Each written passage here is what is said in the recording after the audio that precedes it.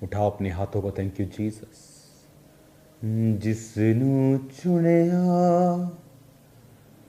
पाक खुदा ने उसनू ਵਧਾਉਂਦਾ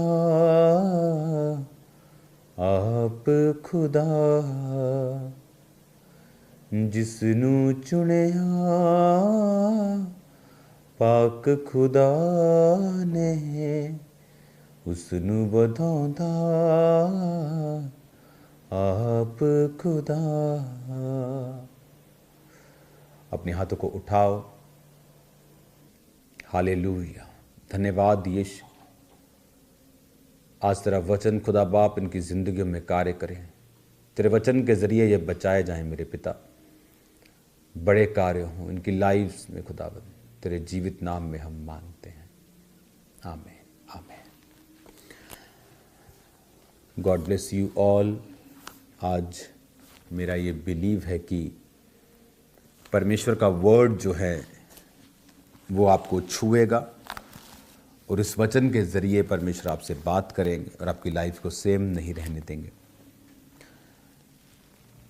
इस वचन को पढ़ने से पहले मैं चाहता हूं कि हम खुदा से कहें, अपनी आंखों को बंद करो, अपने हाथों को उठा के कहो परमेश्वर। सब लोग बैठ जाओ और खुदा से कहो कि आज जो कुछ मैं सुनूंगा मैं उसे दूसरों को सुनाऊंगा और खुद मानूंगा और फलों को लेके आऊंगा यीशु के नाम में। आमीन।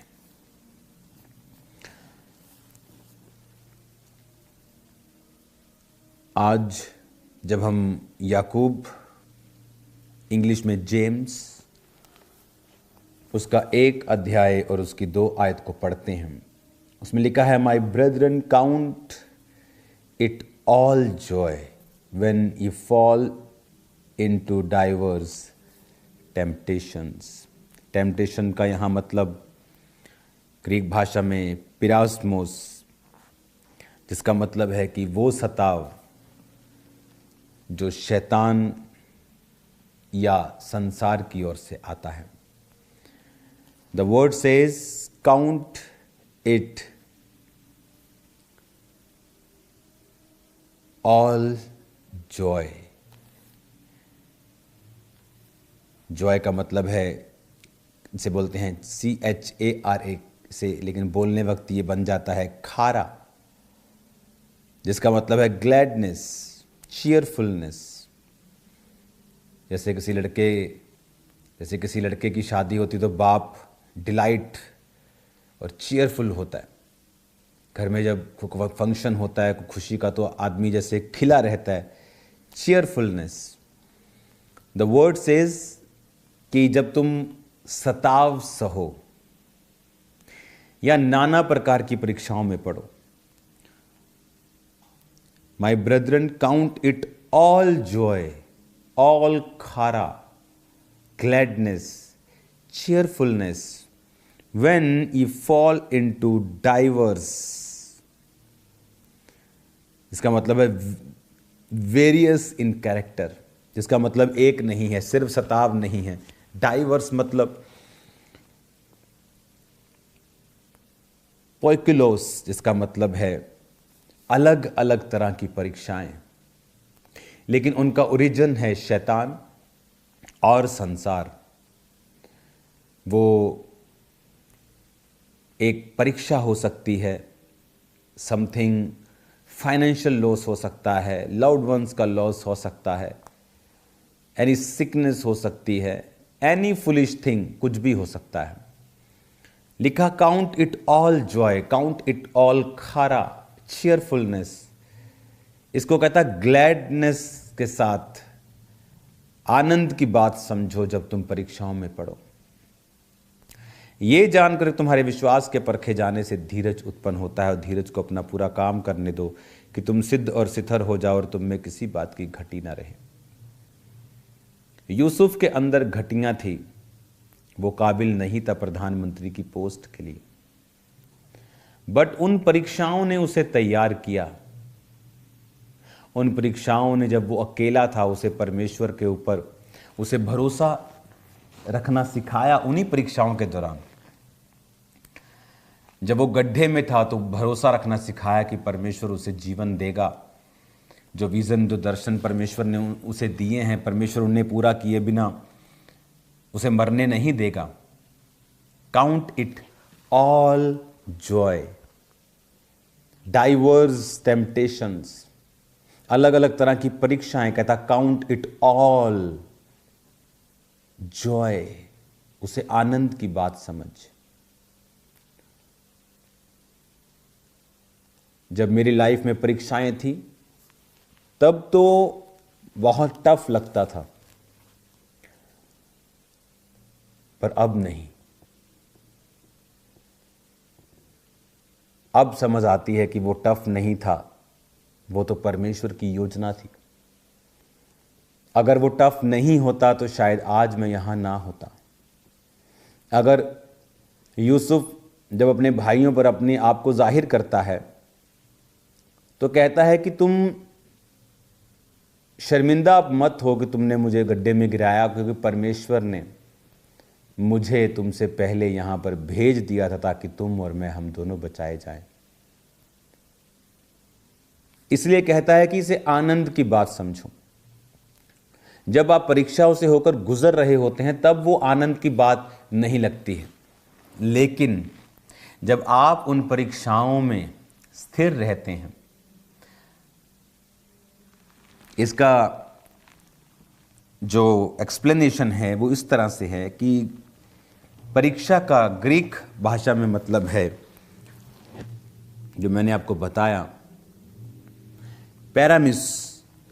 पैरामोस, जिसका अर्थ है शैतान और सताव, संसार और शैतान की ओर से सताव। विश्वासी को इन सताव और कष्टों का आनंद पूर्वक सामना करना चाहिए, क्योंकि परीक्षा से धीरज और सिद्ध किया हुआ चरित्र और परिपक्व आशा उत्पन्न होती है। हमारा विश्वास परिपक्वता तक तभी पहुंचता है जब हम कठिनाइयों और विरोध का सामना करते हैं। यानी जो आज हमें परीक्षा लग रही है, आपको वचन कहता है कि count it all Joy, gladness, cheerfulness, कि वो ही परीक्षा के कारण परमेश्वर आपके विश्वास को परिपक्वता तक लेके जाएगा।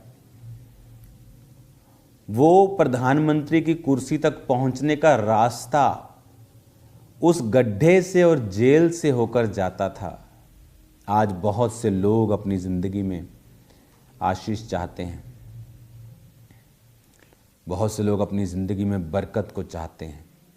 वो चाहते हैं कि मेरी लाइफ में परमेश्वर बड़ा काम करे, लेकिन वो जो रास्ता है जिसको परमेश्वर बड़े काम के लिए इस्तेमाल करता है, वो आप नहीं चाहते हैं। जब परमेश्वर ने रोटी को तोड़ा तो रोटी को बढ़ाया। आप वो टूटना नहीं चाहते हैं आप, इसलिए उसने आगे लिखा है, अगर तुम में से बुद्धि की कमी हो, 5 आयत में लिखा, प्रभु से मांग। वो किस बुद्धि की बात कर रहा है? वो इस बुद्धि की बात कर रहा है, कहता वो आत्मिक योग्यता जिसके द्वारा हम परमेश्वर के दृष्टिकोण से अपने जीवन का मूल्यांकन करते हैं।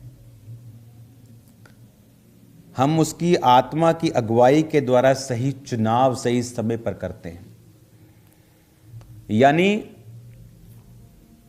आप चाहते हैं कि परमेश्वर बड़ा कार्य करे, लेकिन जब परमेश्वर आपको उन टेस्ट से होकर गुजारता है तब आप दुखी होते हैं, सवाल करते हैं,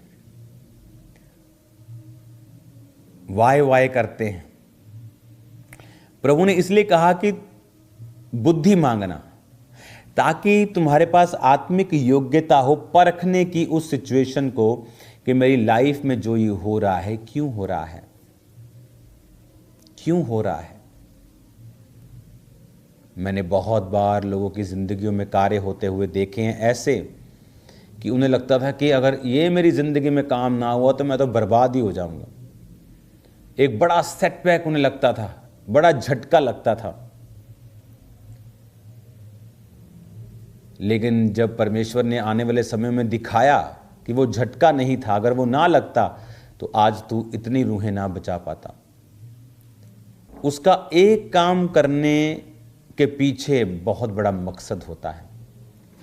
अगर मेरे फैमिली बिजनेस को लोग आग नहीं लगाते और आज भी अगर वो उसी स्केल पे चलता, मैं आपको दावा करता हूं मेरी फैमिली कभी भी सेवा में नहीं आती।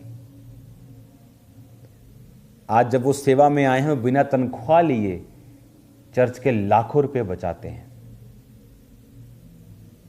लाखों रुपए। उस समय वो लाखों का नुकसान लग रहा था, पर आज वो फायदे में बदल गया, क्योंकि प्रभु के राज्य को फायदा हो रहा है। हमारी फैमिली को पर्सनल बिल्ड होने में उनको कोई इंटरेस्ट नहीं है। उनका इंटरेस्ट परमेश्वर तक है और मेरे तक है बस। लेकिन प्रभु का एक छोटा सा भी कार्य, एक परीक्षा जो उस समय बहुत पीड़ादायक होती है, आत्मिक बुद्धि, आत्मिक योग्यता जिससे हम देख सके प्रभु के दृष्टिकोण से, अगर वो हमारे पास है तो हम देखते हैं नहीं, ये जरूर परमेश्वर इसको अच्छे में बदलेगा। आपका रिश्ता ब्रेक हो जाता है सम टाइम, आपके कोई अपॉर्चुनिटी मिस हो जाती है, आपको लगता है कि शैतान ने कर दिया। नो, अगर आप प्रभु में हैं, अगर आप बाइबल पढ़ते हैं, अगर आप परमेश्वर में बैप्टाइज्ड हैं, आप प्रार्थना करने वाले व्यक्ति हैं, nothing bad happens to you. कुछ इत्तेफाक से भी नहीं होता, बुरा भी नहीं होता। वो बुरा लग सकता है बट वो है नहीं, वो है नहीं। God is saving you. वो आपको प्रिपेयर भी कर रहा है, आपको सेव भी कर रहा है, बचा भी रहा है। अगर परमेश्वर मेरी सब प्रार्थनाओं को सुन लेता, 2005 में आज मैं यहां ना होता, सेवा कर रहा होता, पर इस लेवल पे नहीं होता। सम टाइम कुछ परीक्षाओं को वो बना के रखता है, क्योंकि वो जानता है आपके लिए फ्यूचर में एक ग्रेट एक इनाम, एक ग्रेट कॉलिंग आपके लिए उसने रखी है। सतावों का सामना करें, काउंट इट ऑल जॉय।